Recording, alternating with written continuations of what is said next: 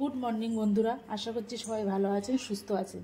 তো শর্ট টাইমে কি করে মাছের ঝাল করা যায় সেটা আমাদের সাথে শেয়ার করছি, আপনারা দেখতে থাকুন। যারা অফিস আদালত যাবে, বাইরে কোনো কাজে যাবে, তাদের তড়িঘড়ি করে তার কীভাবে মাছের ঝোল করে দিতে হবে। সময় নেই অতক্ষণ, মানে আধ ঘন্টা 20 মিনিট ধরে রান্না করতে হবে, এরকম সময় নেই। তো শর্ট টাইমে কী করে তাড়াতাড়ি মাছের ঝোল বানানো যায় সেই পদ্ধতিটা আমাদের সাথে শেয়ার করছি। তো আমি এখানে কড়াইতে তেল দিয়ে দিয়েছি। দেওয়ার পরে আমি যত রকম মশলা সব একসাথে দিয়ে দেবো।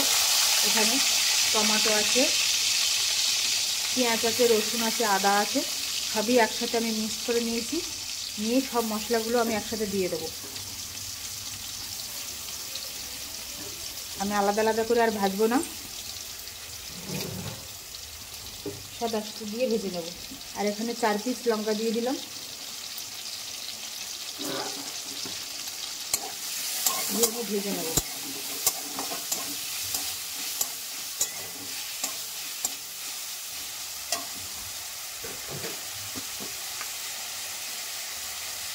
একটু হলুদ অ্যাড করলাম,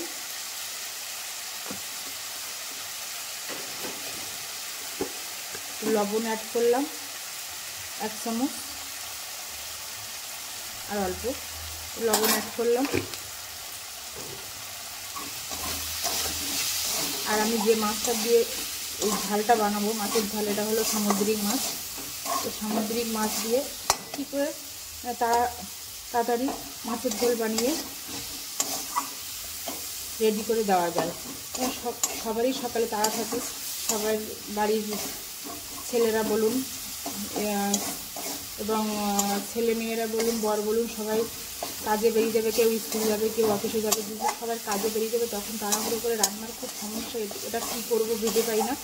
এবং তাড়াতাড়ি মাছের ঝোল কী করে বানিয়ে তাদেরকে রেডি করে খেতে দেওয়া যায়।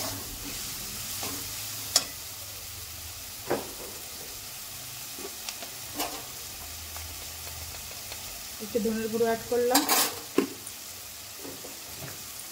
আর একটু গোলমরিচ অ্যাড করে দিলাম।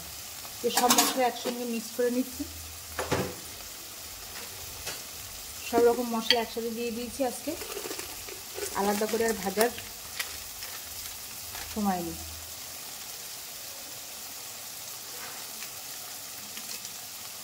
একটু লঙ্কার গুঁড়ো দিয়ে দিলাম।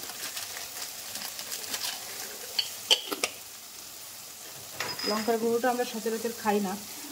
এই বাড়িতে অনুষ্ঠান হয়েছিল, নিয়ে এসেছিল, তো ওটা নষ্ট হয়ে যাবে, ওই জন্য এখন তরকারিতে দিয়ে ওটাকে কমপ্লিট শেষ করে দিচ্ছি, নাহলে রাখলে তো নষ্ট হয়ে যায়।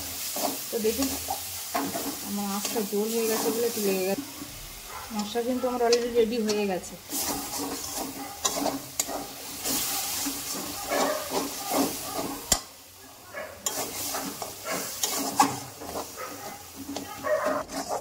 এর সাথে অ্যাড করব গরম মশলা আর তেজপাতা।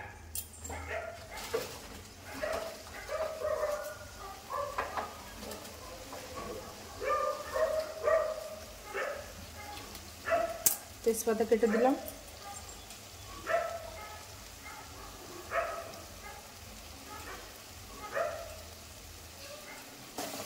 দিয়ে আর একটু মিক্স করে নেব।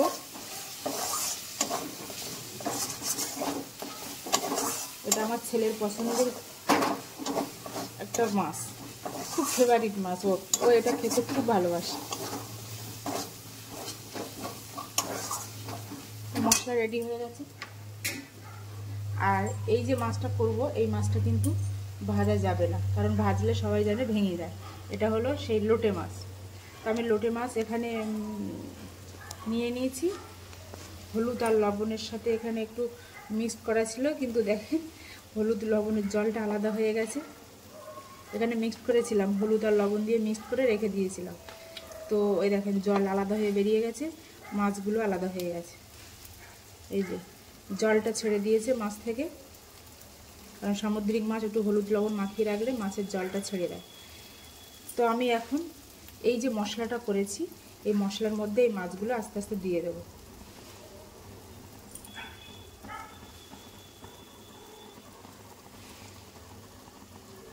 এই যে মশলাটা আমি করেছি, এবার মাছগুলো আস্তে আস্তে আমি সাজিয়ে দিয়ে দেবো।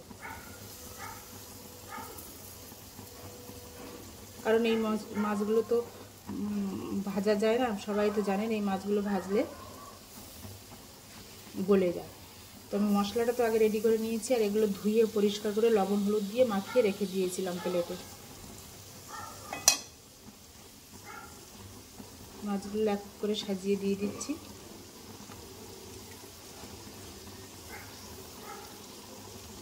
খুব তাড়াতাড়ি রান্না করা যায় এই মাছটা, 10 মিনিটের ভিতরে রান্না করে দেওয়া যায়। অফিসের ভাত দেওয়া যায়, ছেলে মেয়েরা স্কুলে গেলে তাদেরও খেতে দেওয়া যায়।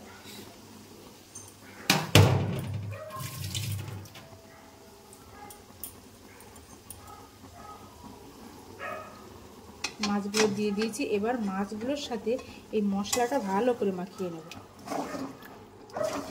এই কাঁচা অবস্থায় মশলাটা ভালো মাখানো যায়, যখন একটু নরম হয়ে যাবে তখন কিন্তু আর মাছগুলোর সাথে মাখানো যাবে না, তখন মাছগুলো অলরেডি ভেঙে যাবে। ওই জন্য যখনই এই মাছটা এইভাবে করবেন, যখনই কড়াইতে দেবেন কাঁচা অবস্থায়, তখনই মশলাটা ভালো করে মাখিয়ে নেবেন।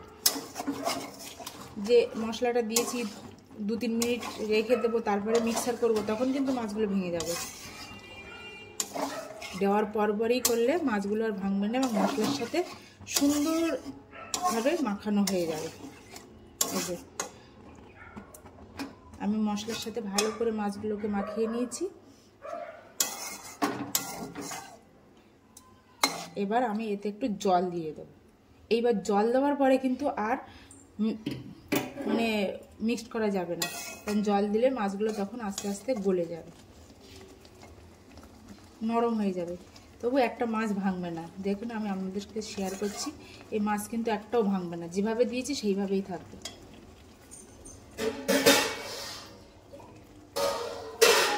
এবার আমি হালকা করে একটু জল দিয়ে দেবো।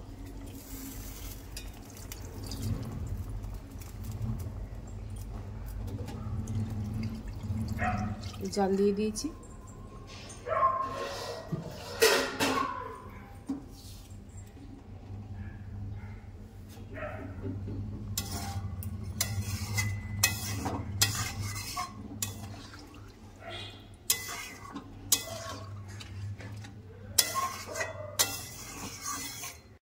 আমি বলেছিলাম 10 মিনিট পরে ফিরে আসবো, কিন্তু না, 10 মিনিট আগেই ফিরে এসেছি। আমি 5 মিনিট পরেই ফিরে এসেছি।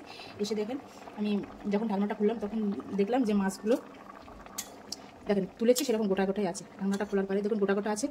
আর যে জলটা দিয়েছিলাম সেই জলটা ফুটে অনেক কমে গেছে, গ্রেভিটা অনেক মানে টাইট হয়ে এসছে।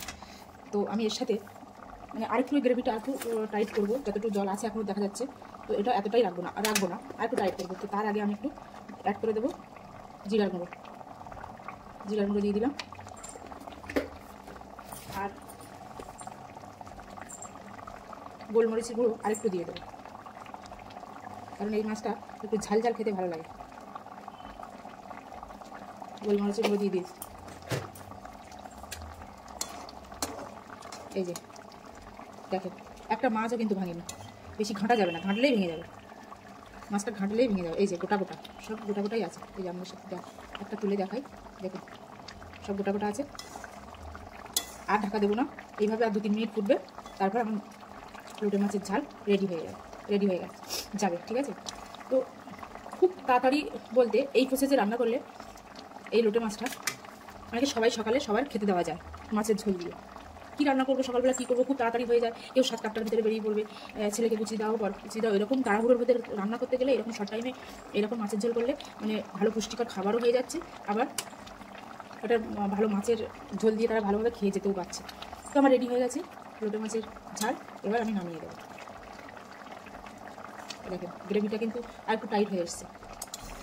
এই যে গ্রেভি টাইট হয়ে এসছে, কিন্তু মাছ একটাও ভাঙেনি। আবারও তুলে আমাদের সাথে শেয়ার করছি, দেখুন একটা মাছও ভাঙেনি, সব মাছগুলো গোটা গোটা আছে। এই দেখুন বেশি নাড়াচাড়া করলেই ভেঙে যাবে, ওই জন্য মশলার উপরে দিয়ে এইভাবে করলে আর একটা মাছও ভাঙবে না। অনেকে বলে না মাছ লোটে মাছ রান্না করা যায় না, সব ভেঙে যায়, খুব প্রবলেম হয়। কিন্তু আমি এই প্রসেসে করেছি অনেকবার, আরও দুটো প্রসেসে করেছি, সে একদিন আপনাদের সাথে শেয়ার করবো। মুখে তো এইভাবে বলা যায় না, ভিডিওটা দেখালে আমরা বুঝতে পারবে সেটা কীভাবে করছি। লোটে মাছের চপ করেছি, পকোড়া, এরকমভাবে অনেক কিছু করেছি, কিন্তু সব মাছ গোটা গোটাই থাকে, ভাঙে না। তো সেই প্রসেসটা পরে দেখাবো। আজকে আপাতত এইখানে ভিডিওটা আমি স্টপ করছি।